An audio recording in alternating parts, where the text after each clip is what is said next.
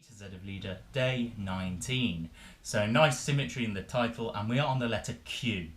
Now, I was struggling to find a good example of a song beginning with the letter Q, and instead of just choose something either arbitrary or that I didn't know very well, I decided to think outside the box, and today we're going to be talking about quartets. So within Lieder, there are different ways of exploring form. So we have our common voice and piano form that we know about. We have the orchestral Lieder. Oopsie daisy. My hand's getting too excited to get playing. We have the orchestral Lieder like in Mahler that we were speaking about the other day, and Strauss and Schoenberg and many others. And then we have Liederspiels, which is kind of what we're talking about today, which are kind of like Lieder dramas, collections of songs.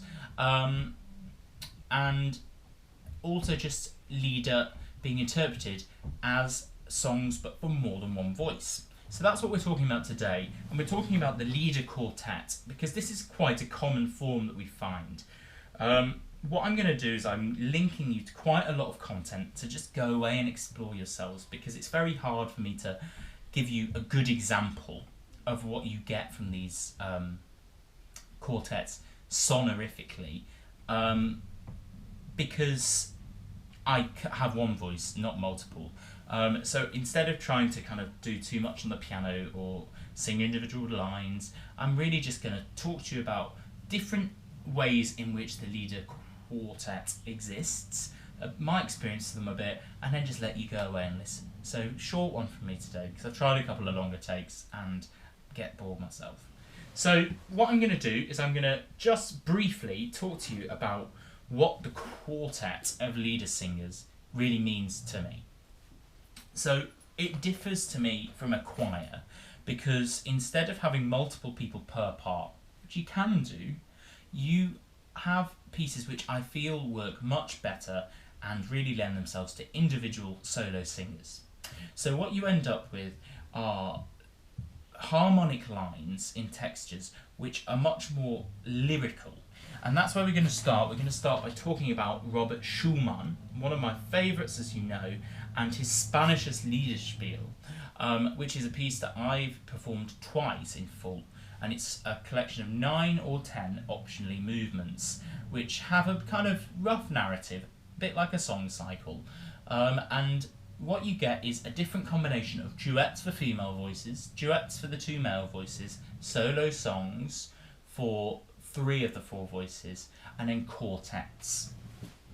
And I'm going to talk very briefly about the final movement, the 9th movement, Ich bin geliebt, which is a quartet movement. So all 4 voices sing together in this.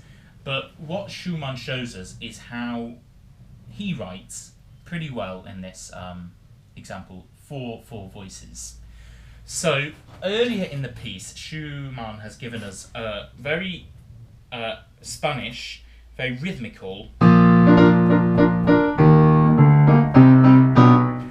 kind of piece, where the voices are very much singing together in a unit, much like a choir or a chorus on an opera would. The only big difference being that we have the harmonic shapes of the lines are still very melodic.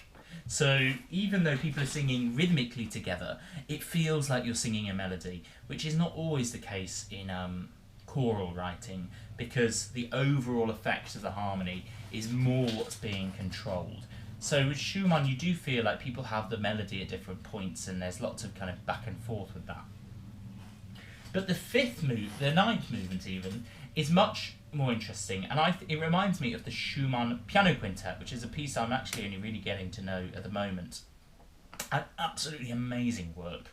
If you don't know it, E-flat major, it's just music to be listened to. That's the best thing to say about it. And the textures he creates here remind me of that. So the Piano Quintet's got a string quartet and piano. Now, that is the way in which I think that Schumann treats the voices, almost like 4 members of a string quartet. But he also plays around with gender and register, so there's a differentiation between the male and the female voices. And he also plays around with texture in terms of solos. And then that's where we get a bit more string quartet-y with canonic entries of one enters then the other jumps over, and that allows him to kind of create very complicated harmonic pictures without the singers having to kind of weed their way around them as a group. And it also makes a really vibrant end to the evening because you can interact with one another. So we start with this very difficult to play introduction, and all of the music is very Spanish inspired. We have this.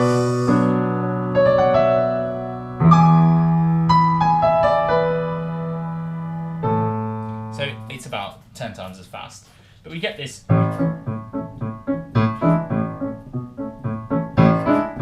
thing going on, and the women begin by going Mögen alle bösen Zungen. Then the basses and the tenor reply Mögen alle bösen Zungen immer sprechen, immer sprechen. So that's the two groups. We get exact repeats but down in different registers. So you get a really interesting effect from that. And then all the voices come together for Was beliebt. And then you get a mezzo solo. Den lieb ich wieder und ich weiß, ich bin geliebt. Then the four voices enter, so we get this really luxurious response.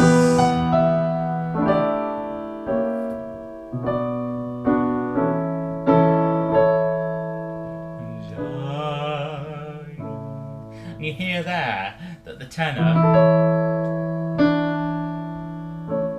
has a really beautiful melodic line.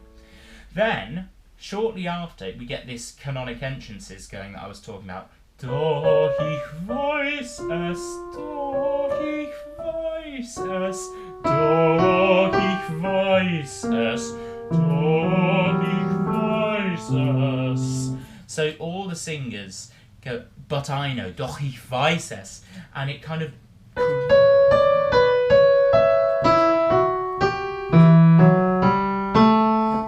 gives us a sort of weird sort of scalic, getting higher and higher. So that's very string quartet-like. And yeah, that's all there is to really say about that. You get this amazing little section going towards the end. We have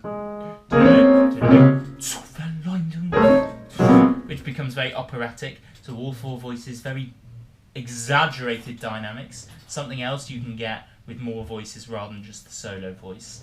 And it's fantastic. You get you get these really intricate lines again.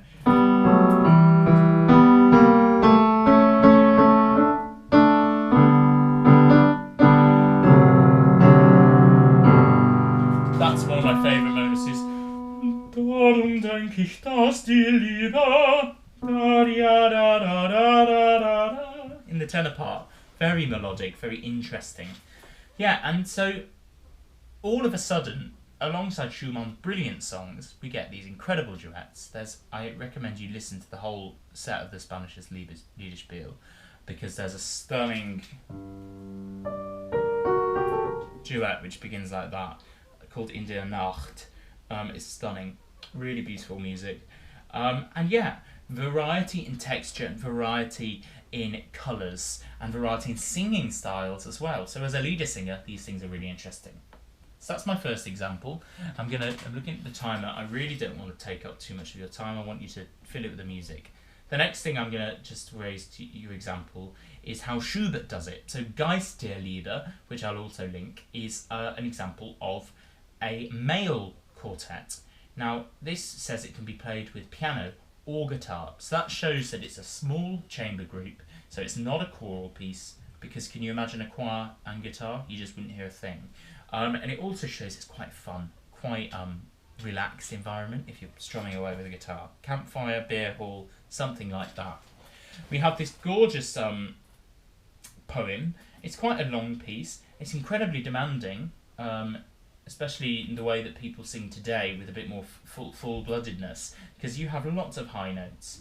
But it really is a beautiful piece, and what you see in contrast is how Schubert really writes for the tenor.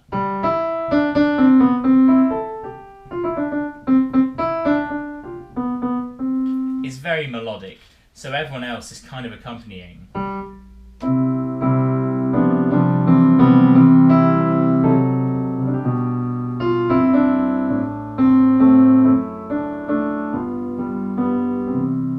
you get this sort of barber shop quartet sort of feel. Stunning though, really lovely thing.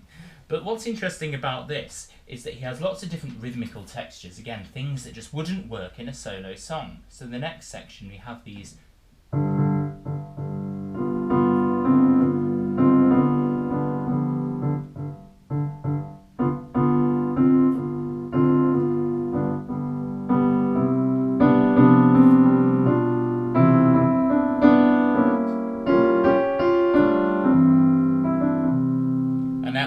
vocal textures, so you can hear how rich an area that is. And then the third thing to point out is that you actually get an amazing little solo voice section in the middle of this. Geist, Liebe, führe du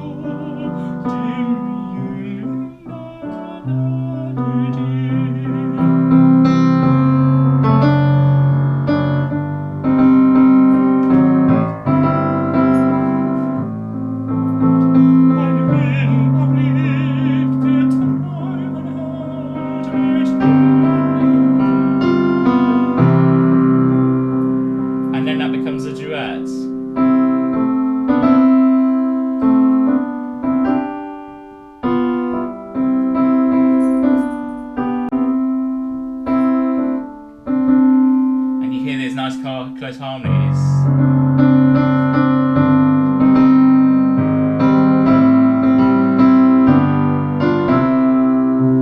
Stunning. Then the basses sing a duet together, and then you end up all together. So that's the Schubert. And then I think the final thing I'm going to show you, but I'm going to link to a few more, are some very famous examples of this, which I should be able to, yes, there it is, pull from underneath the piano. And these are the Brahms Liebeslieder and Neue Liebeslieder. Now these are really interesting because they're written for 4 voices and two pianists, piano duet, so either on 2 pianos or on the same piano. Usually budget would mean that it's on the same piano. And I think actually, I'm not an expert on this, but I think you probably want to do it on the same piano anyway to get all the resonance. And what you have for this is a sort of exploration of this form. And it's almost an hour of music. There's a wonderful concert where a group of 4 singers and 2 pianists do both sets, which is nearly 100 pages of music. It's very tiring, very intense, but you get these amazing bits of music with these textures which you just wouldn't otherwise be able to have. You know, to play it, you really do need 4 hands. And it be like this song I've just kind of turned to on a random is a tenor solo, but then it flows effortlessly into the quartet. And again, what you get is lots of different textures of dynamics and colours. And you just, you know, again, you see Brahms treating the voices like members of a string quartet more than anything else. So yeah, there you go. Q is for quartet. And I just recommend that you explore these wonderful pieces. And hopefully it's interesting just to hear kind of bit of a perspective on how they're different, and maybe you didn't know, even if you do even sing Lieder, you didn't know that these things existed, and they're wonderful additions to the concert programs. They're wonderful things to sing, you know, to sing Lieder and be so expressive but with other voices is a really lovely thing to do.